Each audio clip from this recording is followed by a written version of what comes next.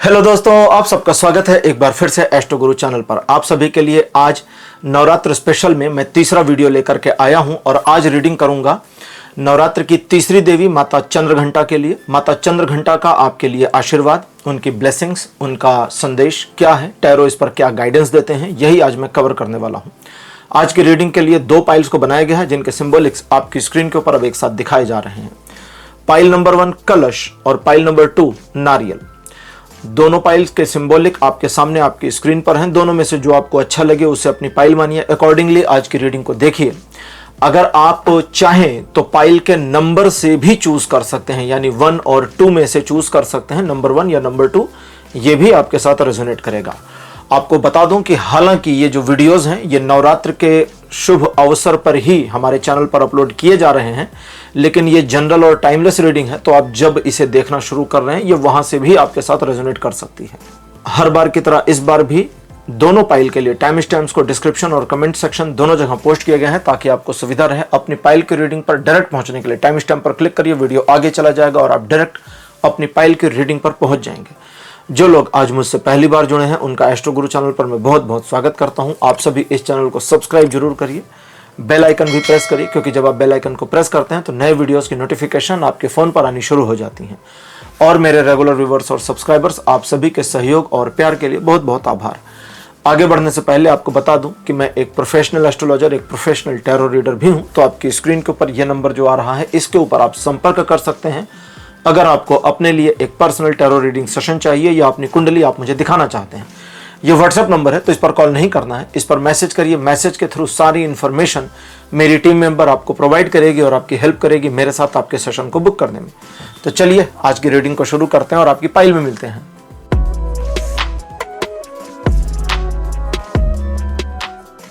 Hello pile number 1, आप सबका स्वागत है आपकी रीडिंग में। आपने कलश को चुना था, मेरे बगल में कलश की फोटो भी लगा दी गई है। चलिए आज की रीडिंग को शुरू करते हैं और देखते हैं कि आपके लिए नवरात्र की तीसरी देवी यानी दुर्गा जी के तीसरे स्वरूप माता चंद्रघंटा का क्या आशीर्वाद है, टैरो इस पर क्या गाइडेंस देते हैं, माता की ओर से क्या ब्लेसिंग्स हैं और क्या सजेशंस आपके लिए हैं, यही आज हम कवर करेंगे। आपके लिए पहला कार्ड मेरे पास अपीयर हुआ है द एम्परर। सेकंड पोजीशन पर आपके लिए है एस ऑफ कप्स। सिचुएशन यह है कि देवी चाहती हैं कि आप अपने जिद के स्वभाव को, शुरू हो गया है, मुझे आगे निकालना था लेकिन जैसे ही शुरू हो गया मैंने भी शुरू कर दिया, आगे निकालता रहूंगा कार्ड। आप अपनी जिद के स्वभाव को छोड़ दें उन मामलों में जिसमें आपको ठीक से मालूम होता है कि मेरे जिद से मेरा ही नुकसान होगा। वहां पर आपको अपने साथ थोड़ा सॉफ्ट तरीका इस्तेमाल करना चाहिए, यानी आप अपने साथ बहुत रूड हो जा रहे हैं। इस चीज पर आपको थोड़ा काम करने की जरूरत है। Queen of cups card number 3। Fourth position पर आपके लिए 3 ऑफ वॉन्ड्स और अंतिम कार्ड आपके लिए अपीयर जस्टिस। 5 कार्ड्स आपके लिए ट्रेडिशनल टैरो से आ गए हैं। मैं 5 कार्ड नहीं निकाल पाया, बीच में ही रीडिंग शुरू हो गई थी। चलिए, तो आप अपने जिद्दी स्वभाव को थोड़ा सहजता के साथ, अपने प्रति सहजता के साथ मैनेज करें तो आपके लिए ज़्यादा अच्छा रहेगा। वर्तमान में ऐसा दिखता है कि आप अपनी किसी योजना को लेकर के, भविष्य की किसी चाहत को लेकर के, किसी टारगेट को लेकर के एक सोचने वाली स्थिति में हैं, जहां आपकी शोचनीय स्थिति दर्शाती है आप परेशान हैं, थोड़ा सा कंफ्यूज भी हैं। योजना पर काम करें न करें इसको लेकर उहापोह भी है और सारी चीज़ों में पॉजिटिविटी होने के बावजूद एक नेगेटिव एस्पेक्ट की ओर मन इशारा कर रहा है। इसको लेकर के मन घबराहट में भी है, डरा हुआ भी है। आने वाले भविष्य को लेकर के आपको लगता है कि चीज़ें सही होंगी क्योंकि मैंने तो किसी का गलत किया नहीं है, तो आपकी सोच यहाँ सही है। लेकिन देवी कहती हैं कि आप चूंकि या तो बड़े जिद में, अब यहां समझिए देवी क्या समझाना चाहती हैं, देवी चंद्रघंटा, आप या तो जिद में चले जाते हैं या एकदम सॉफ्टनेस में चले जाते हैं। किन मामलों में? उन मामलों में जिसमें आपकी डीलिंग से आपका फायदा या नुकसान होगा। आपका फायदा होने वाला है, आपको पता है मुझे जिद नहीं पालनी चाहिए, जिद नहीं करनी चाहिए, आपने जिद करी और आपका नुकसान हुआ।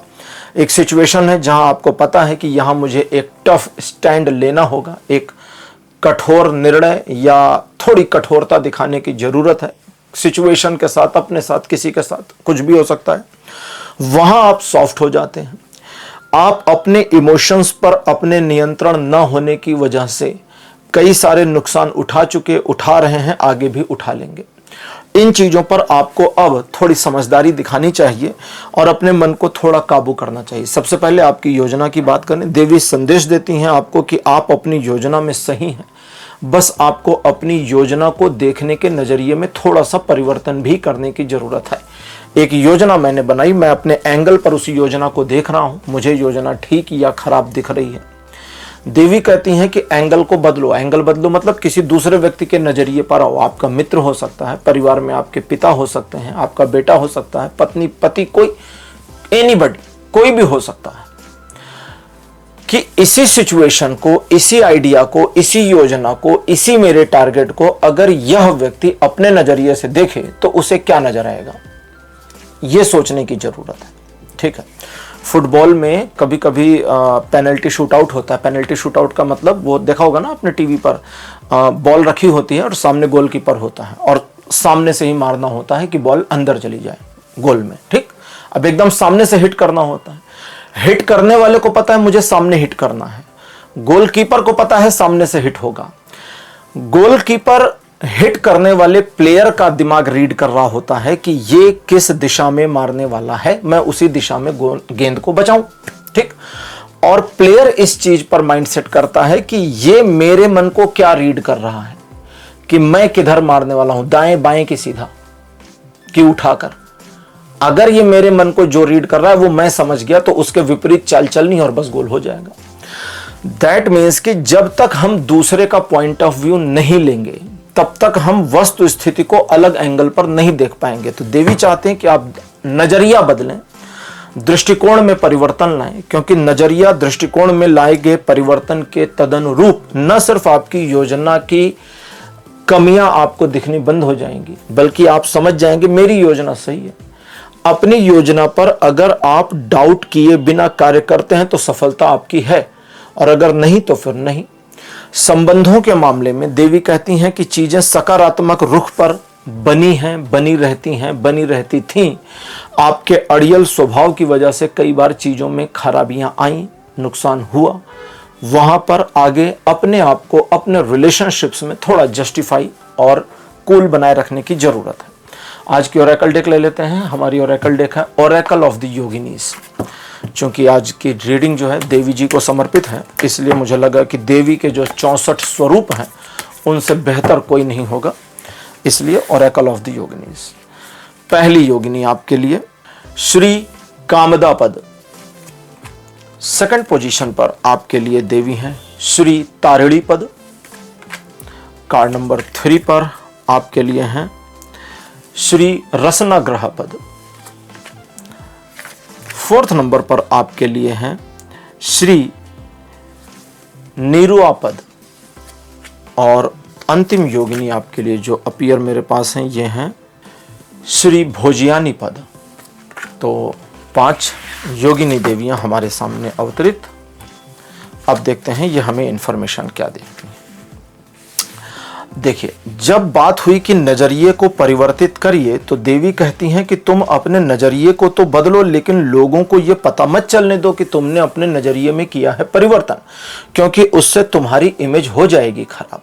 और अगर आपकी इमेज खराब हो जाती है तो उसका आपको नुकसान होगा। इसलिए अपने नजरिए में जो भी परिवर्तन इत्यादि आपको करना है वो स्वयं में गुप्त रहना चाहिए। देवी पहली चीज तो ये कहती हैं। दूसरा, वे कहती हैं कि आप सिचुएशंस को मैनेज करने के अपने तौर तरीकों में गड़बड़ भी करते हैं, गड़बड़ भी करती हैं। कैसे, अब उसको समझो। उनके अनुसार तुम्हें मालूम है कि किसी परिस्थिति को मुझे कैसे मैनेज करना है और फिर भी तुम वो करने के बजाय कुछ और कर रहे, फिर तो गड़बड़ हो गई ना। आप एक स्टूडेंट हैं, आपको पता है कि मुझे 4 घंटे रोज पढ़ना, आप नहीं पढ़ रहे, तो फिर आपका मैनेजमेंट गलत। आप एक गृहिणी हैं, आपको पता है कि मुझे अपने परिवार में सिचुएशन को कैसे मैनेज करना है, अपना घर कैसे चलाना है, मेरे रोल और रिस्पॉन्सिबिलिटीज पर क्या काम करना है, लेकिन आप उसको गलत ढंग से करें तो फिर गड़बड़ हो गई। आप ऑफिस में भी अपने काम को जाने और उसको उस ढंग से ना करें तो फिर गड़बड़ हो गई। कई बार होता है कि अब यहां पर आगे देवी का संदेश यह है कि कई बार ऐसा होता है कि मन एक नकारात्मक एस्पेक्ट में घिर जाता है और जहां तुम्हें ऐसा लगता है कि अब तुम इस मामले में विरोध के अलावा कुछ नहीं कर सकते, लेकिन देखो कि क्या तुम्हें दूसरों का विरोध पहले करना चाहिए या स्वयं का। क्योंकि कई बार ऐसा लग सकता है कि भाई ऑफिस में मेरा मैनेजर बड़ा टॉक्सिक है, उसने मेरे लिए जिंदगी खराब कर रखी, मेरी इशू क्रिएट कर रखा, तो उसके विरुद्ध मुझे खड़ा होना है। उससे पहले कहती हैं देखो कि कहीं तुम अपने विरुद्ध तो नहीं हो, कहीं तुम्हारे अंदर तो गलती नहीं है, कहीं तुम्हारी नादानियों की वजह से तो नहीं उसका दिमाग खराब हो रखा, तुमने ही तो नहीं कर रखा सब कुछ गड़बड़। जरा देखो, अगर गलती आपकी है तो वे कहती हैं कि अगर आपकी गलती है तो उसे स्वीकार करिए और अपने दृष्टिकोण में परिवर्तन लाइए और रिजल्ट पा जाइए जो आप चाहते हैं। और अगर अब गलती आपकी नहीं है तो ऐसे बुरे, घटिया, नालायक लोगों को सबक सिखाने के अलावा फिर कोई काम करने का नहीं। सिचुएशन को मैनेज करने के अलग अलग नजरिए, अलग अलग तरीके, जरूरी नहीं यही वाला फॉलो करिए, कुछ अलग तरीका भी हो सकता है, कई तरीके हो सकते हैं।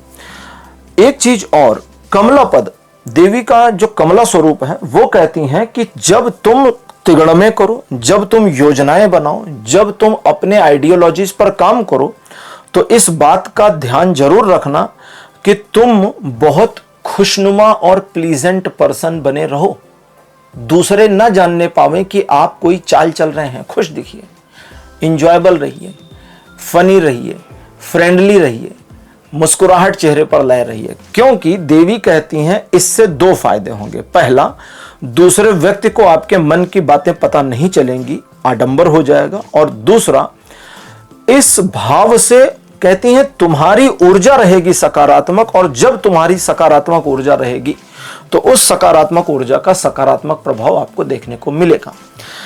अब देवी चंद्रघंटा जो आपको समझाना चाहती हैं वो ये कि अपने जीवन से जुड़े मामलों में, अपने परिस्थितियों से जुड़े मामलों में आपको एक हार्श स्टैंड लेना पड़ेगा, कैजुअल मोड से बाहर निकलना पड़ेगा, खुद को एक तकलीफदायक स्थिति में डालना पड़ेगा। और अगर आप ऐसा करते हैं तो आप जो चाहते हैं फिर वो मिल जाएगा। भोज्यानी, श्री भोज्यानी पद वो कहती हैं कि फिर तो तुम्हें वो मिलेगा जो तुम चाहते, जो तुमने प्लान किया, जो तुम टारगेट कर रहे हैं।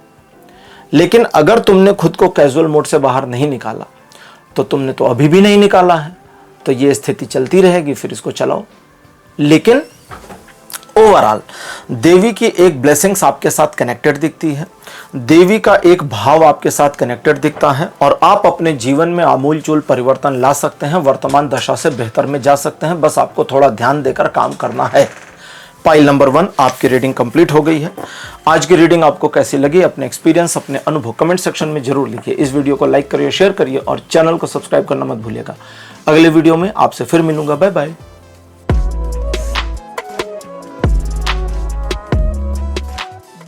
हेलो पाइल नंबर 2, आप सबका स्वागत है। आपकी रीडिंग में आपने नारियल को चुना था, मेरे बगल में नारियल की फोटो लगा दी गई है। चलिए रीडिंग को शुरू करते हैं और देखते हैं कि देवी चंद्रघंटा का आपके लिए क्या आशीर्वाद है, क्या ब्लेसिंग्स हैं और आपकी लाइफ से जुड़े मामलों में उनके गाइडेंसेस क्या क्या हैं या क्या गाइडेंस है। पहला कार्ड आपके लिए द मून, कार्ड नंबर 2 आपके लिए है queen of swords, third position पर 10 of swords, card number 4 the devil और अंतिम कार्ड आपके लिए है द हायरोफेंट।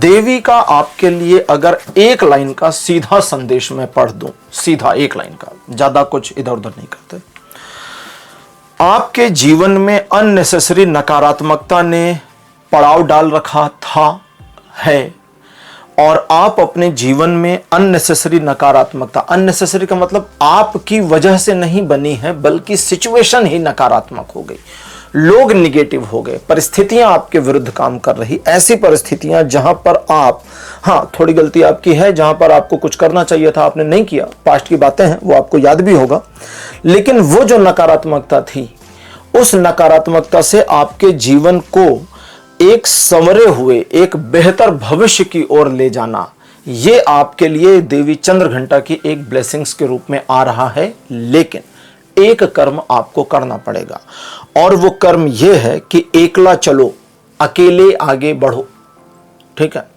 सत्य के बारे में कहा जाता है बहुत लोगों ने सत्य को जाना। ओशो रजनीश को सत्य का ज्ञान हो गया, भगवान महावीर को सत्य का ज्ञान हुआ, भगवान बुद्ध को सत्य का ज्ञान हुआ, भगवान रामकृष्ण तो साक्षात परम ब्रह्म ही थे, वे सत्य को खोजने वाले मानव तो थे नहीं।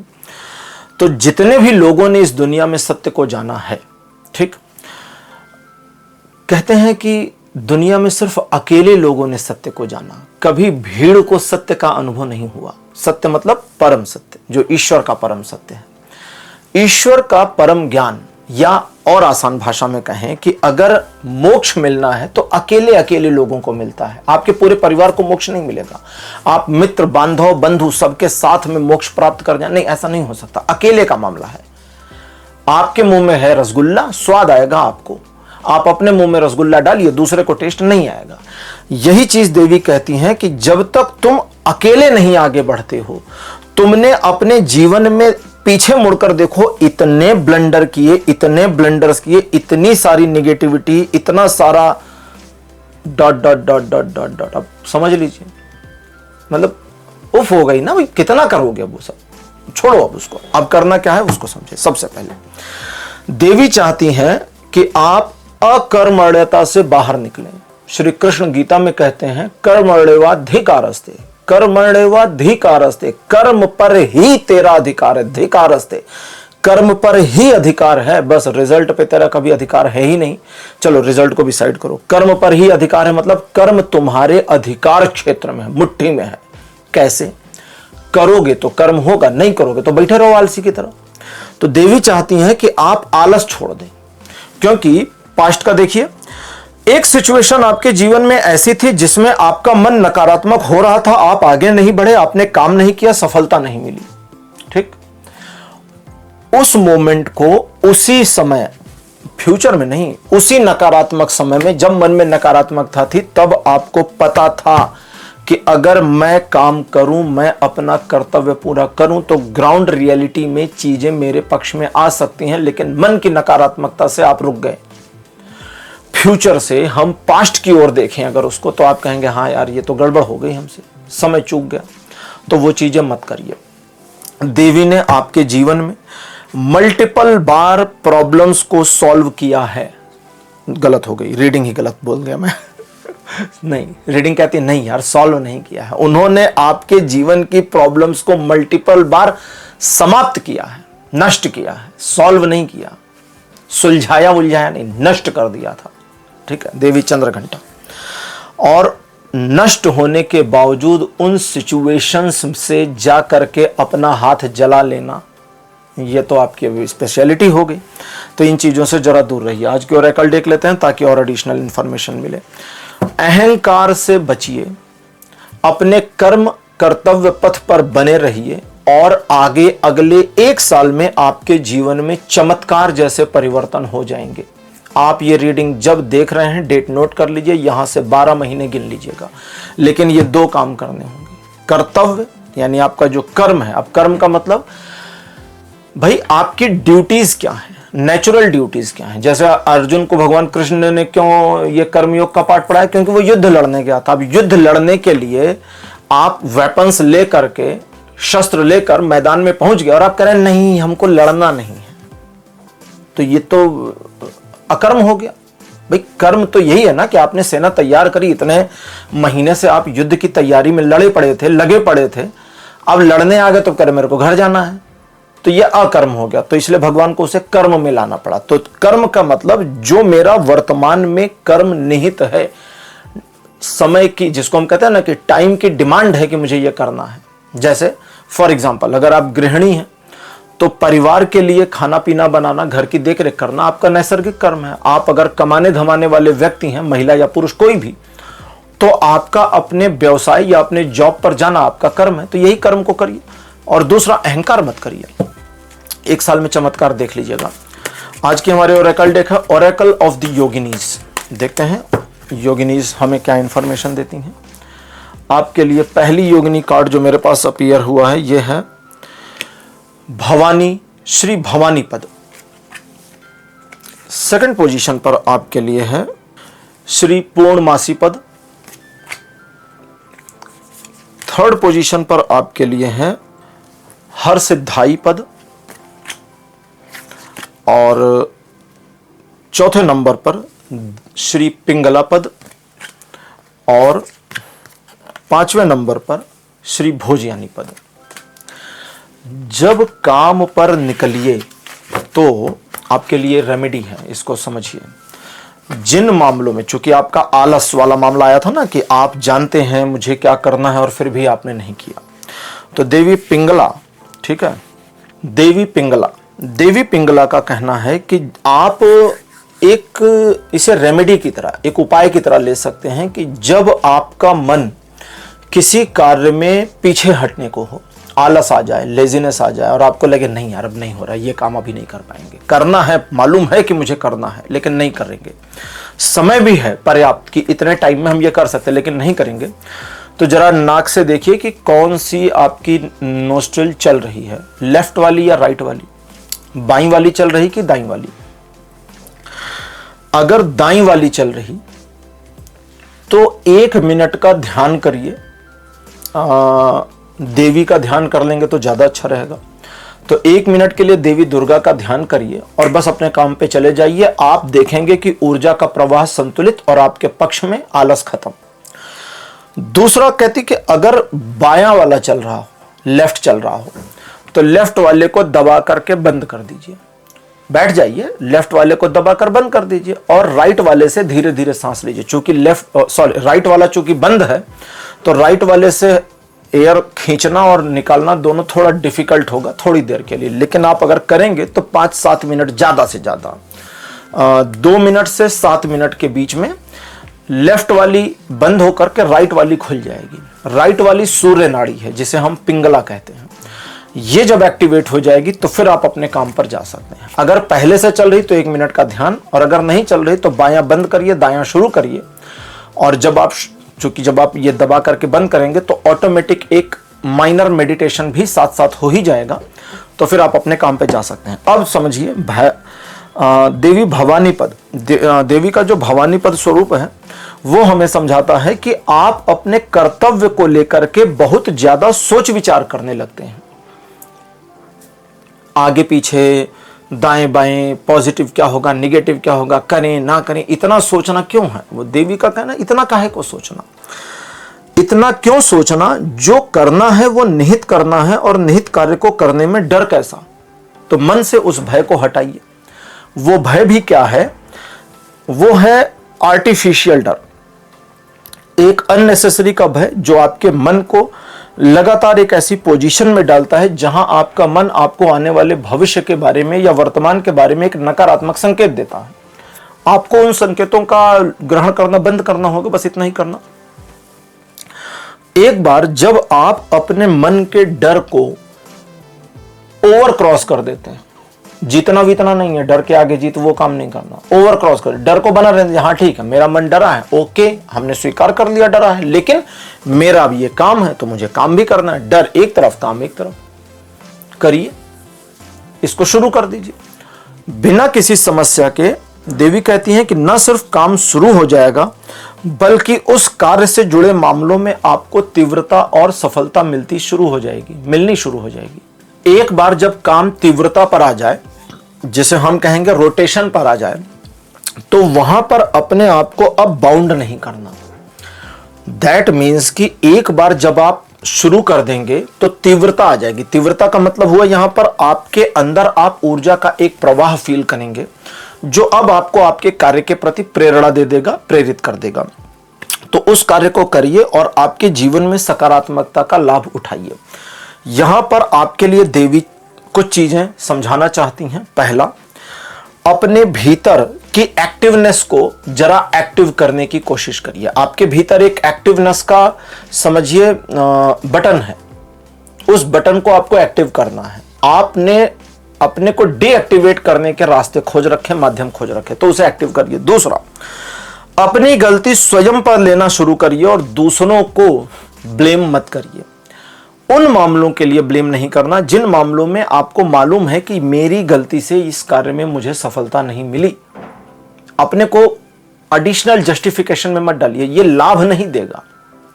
क्योंकि ब्लेम किसी पर भी डाल दें, मन तो आपका जान रहा है ना कि मेरी गलती है, तो उससे लाभ नहीं मिलेगा। तीसरे, आप अपने कर्तव्य को जरा चयनित करिए, दैट मीन्स रिमार्क करिए कि मेरा क्या काम है, मेरे क्या रोल्स हैं, मेरी क्या रिस्पॉन्सिबिलिटी है, मुझे क्या करना है, और चयनित दशा और चयनित अवस्था के साथ उस पर कार्य करिए, तो आपको सफलता मिलेगी। लेकिन इस बात को ध्यान रखिएगा कि जब आप कार्य को करेंगे और एक ऊर्जा स्रोत आपके साथ जुड़ेगा, न सिर्फ कार्य में तीव्रता आएगी, आपके शरीर में भी वो तीव्रता और ऊर्जा का तीव्रता महसूस होगी।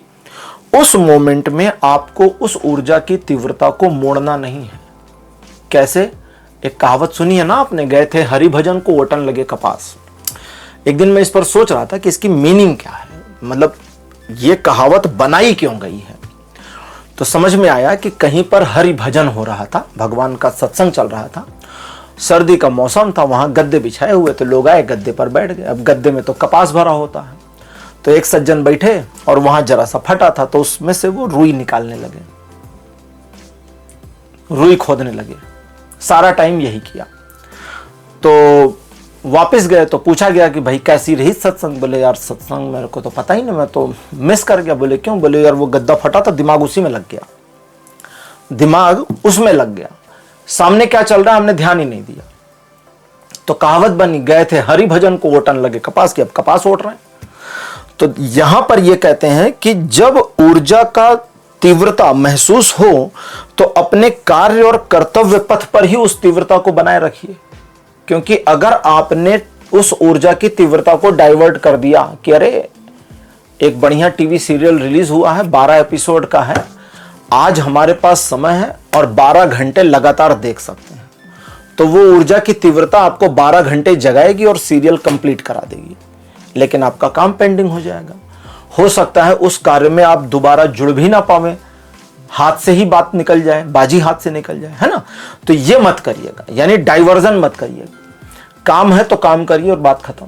कभी कभी आपने देखा होगा कि कुछ दुकानदार होते हैं, आप उनके यहाँ जाइए तो कस्टमर भी, आपने भी कभी हो सकता है बताया कि अरे भाई साहब आपकी चाय ठंडी हो रही, तो कहते हैं मेरे को ठंडी चाय पीने की आदत है। दुकानदार की पैडलाइन होती, क्यों? क्योंकि उसके लिए उसका दुकान पर कस्टमर को अटेंड करने का जो कर्म है वो चाय पीने के कर्म पर भारी पड़ रहा है। एक मोमेंट था कि भाई किसी वजह से चाय मंगाई या खा ली था उसने चाय मंगाई और अचानक ग्राहक आ गया। अब उसका कर्तव्य क्या है, चाय पीना या ग्राहक को देखना? उसका कर्तव्य पहले ग्राहक को देखना।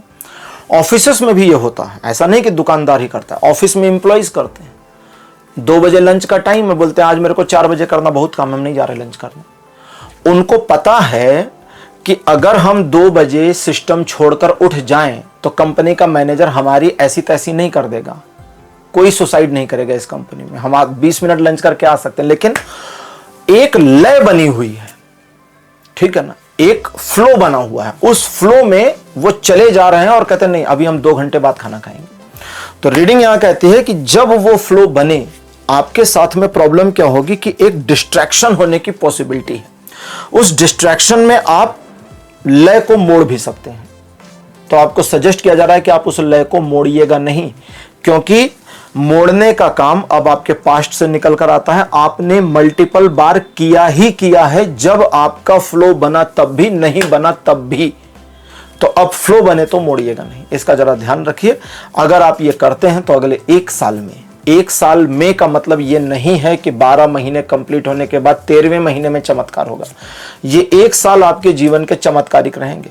बहुत बड़े परिवर्तन आपके जीवन में होते चले जाएंगे, जिसका आपको लाभ मिलेगा, आपकी पर्सनालिटी को लाभ मिलेगा, आपका जीवन स्तर बदल जाएगा और बहुत कुछ देवी की कृपा से परिवर्तित हो जाएगा। तो इसे करिएगा। पाइल नंबर 2 आपकी रीडिंग कंप्लीट हो गई है। आज की रीडिंग आपको कैसी लगी, अपने एक्सपीरियंस, अपने अनुभव कमेंट सेक्शन में जरूर लिखिए। इस वीडियो को लाइक करिए, शेयर करिए और चैनल को सब्सक्राइब करना मत भूलिएगा। अगले वीडियो में आपसे फिर मिलूंगा। Bye bye.